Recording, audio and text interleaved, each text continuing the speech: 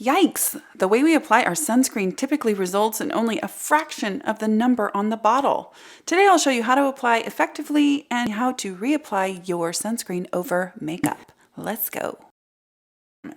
If you are new here, my name is Penny. I'm a master esthetician in Portland, Oregon. I have sun-induced damage from years and years spent in my early 20s, late teens in the sun trying to get tan, and I am now kind of seeing the effects of it later on in life. For the most part, I'm able to keep it under control, partially by my skincare, but mostly by adequately protecting my skin from the sun. Let's go through first how you should be applying your sunscreen.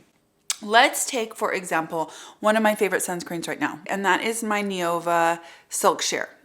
Now, this one has a pump. So it's kind of one of those things where you're like, well, how much of this sunscreen do I need in order to achieve the SPF 40 that is on this tube?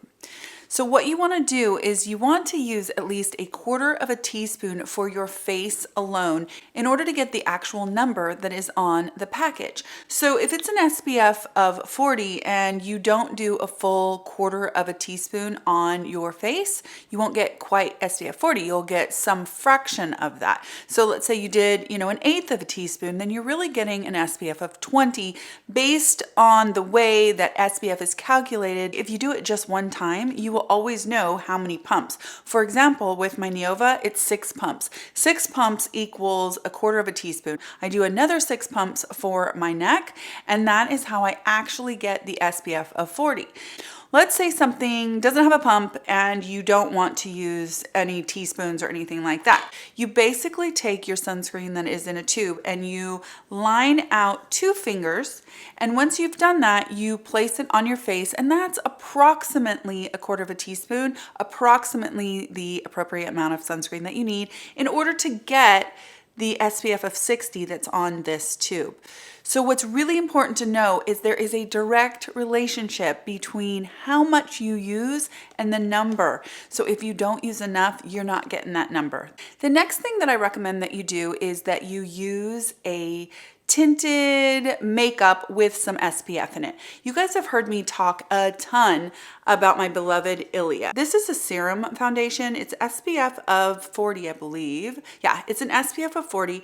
It is an absolutely gorgeous foundation. It imparts the most dewy, beautiful, skin-like, hydrated skin, the most gorgeous hydrated skin.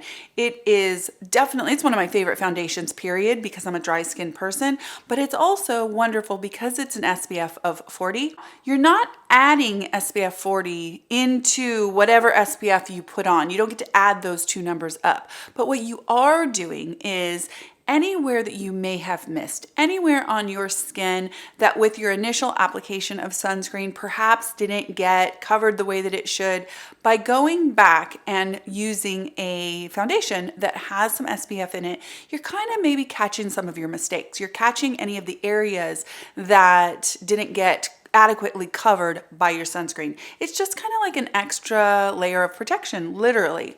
Now, I wanted to share with you a budget SPF in a makeup form that I have recently discovered and fell in love with, and I was kind of shocked, but it's by Maybelline, and this is their BB, I think it's Dream BB. Now this one is an SPF of 30, but it is a beautiful, fresh, lightweight foundation that does have SPF of 30. I find that both of these apply best with the fingers. It imparts a little less glow than the Ilia, but it definitely is not matte in any way, and it's not super, super, super dewy, and it performs really, really well over other sunscreen. So this is definitely a great budget option. I always go in under my eyes with my Color Science 3-in-1 Total Eye. You guys have heard me talk about this for years and years and years. I love it. It's all mineral. It's SPF 35. I use it in the original color, which is kind of a peachy, pinky, nude color, and it helps to color correct. It helps to hide hyperpigmentation, but it further helps to protect that delicate under eye skin from the effects of the sun. I love that it has this little cool tip applicator.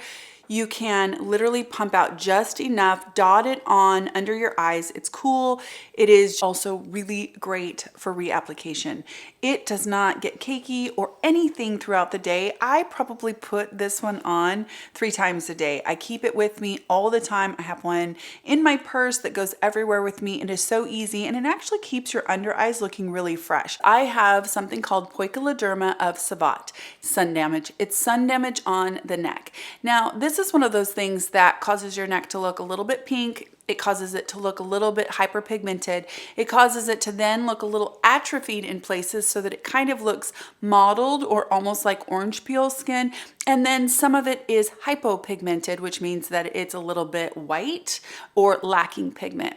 All of those things add up to not the greatest texture on your neck, and all of it is because of the sun. I like to use these Cicapair. These are by Dr. Jart. I have this in the jar, love it in the jar, and I've recently gotten it in the serum in the last few months. I also like it in the serum. The cool thing about this is that it is literally green, and green, if you're not aware, will counteract the color red. So when you look at a color wheel and you see green, what is opposite of that is red. And what they will do is they will bring it to neutral. That's what we want for anywhere that we have redness, but especially on the neck. What is great about these is that they also contain more SPF. So this one is actually an SPF of 35, and I believe the one in the jar is also SPF. It's 30 or 35. And I've used the jar forever and ever and ever, and this one is great as well. It's perfect to add that extra protection on the neck to counterbalance the red, but also give us a little bit of extra protection from the sun. I want to just make a little note here that I've been using the Evie sunscreen from Sweden for probably a month and a half or so. I've been testing this one out and I absolutely love it. I am going to do a full review of this and give you the breakdown of the science and share all of that stuff with you. If you happen to live in Europe, this is very, very easy for you to get your hands on. If you live in the United States, it's a little bit harder to get your hands on, but it's basically a technology that allows the sunscreen to protect you a little bit longer than any of these others that we have available to us in the United States. So keep this one on your radar. Now comes the challenging part. How do we reapply later on in the day? The way that I reapply sunscreen is either with a spray, and I have a couple from Neutrogena that are relatively new, or they're at least new to me, new-ish to me. And there's a specific way that I am applying them so that I don't completely wreck my makeup. And then there's also a few kind of tips around their application so that you actually get something close to what's on the bottle. And then the second way that I recommend and that I try to reapply myself is that you use a cushion compact sponge and you use it with a gel-based sunscreen. Now, what's really going to be important about reapplying it with a cushion compact sponge is that, first of all, you got to use enough, because what's going to happen is some of the sunscreen is going to get absorbed into this little sponge. Some of it's going to get placed on your face, and it's important that you do it in patting motions instead of swiping so that you don't disturb your makeup as much as possible. The gel consistency will dry down quickly and not kind of leave you sticky and goopy, and you want to choose a sunscreen that has higher than SPF 50. The reason for that is, remember, it's important that you use at least 1/4 teaspoon in order to get the number on the tube. We're probably not going to get a full 1/4 teaspoon in a reapplication with a cushion compact sponge. It's probably just not going to happen. I mean, realistically, that's not going to happen.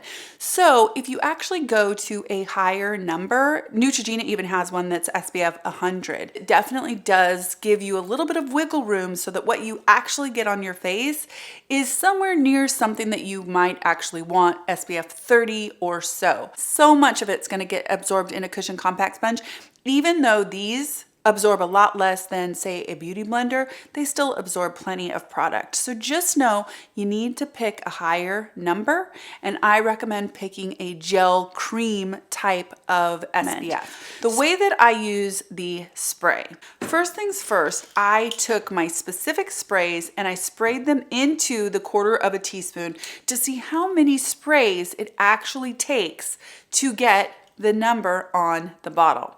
Now for this one, it took 12 sprays. So now I know that it's gonna take me 12 sprays in order to get somewhere near this. Now we're not even talking about, evaporation or, the spray going other places. So figure that it doesn't quite get to that number anyway, but if we get even an SPF of 30, I feel pretty good about that for reapplication. The way that I recommend doing this is that you do maybe 3 sprays and you let it completely dry. You do 3 more sprays and you let it completely dry. So this is gonna take you a little bit of time, but the drying in between applications is going to not only make you feel better about the way that it looks and the way that it feels, but it's also going to help for you to get more of an even dispersion, because each time that layer dries and then you reapply, it's like hopefully you're catching all of the holidays, all of the places that you missed the last time around, you catch them in the next 3 sprays. So you do that for me, for this one in particular, I do it 4 times, each time letting each layer dry. Now I did the same thing and I tested out how many sprays makes a 1/4 teaspoon. It was the same. It's about 12 sprays, which stands to reason because they're both by Neutrogena. But I recommend that you do that with whatever spray that you have. I know that there are others on the market.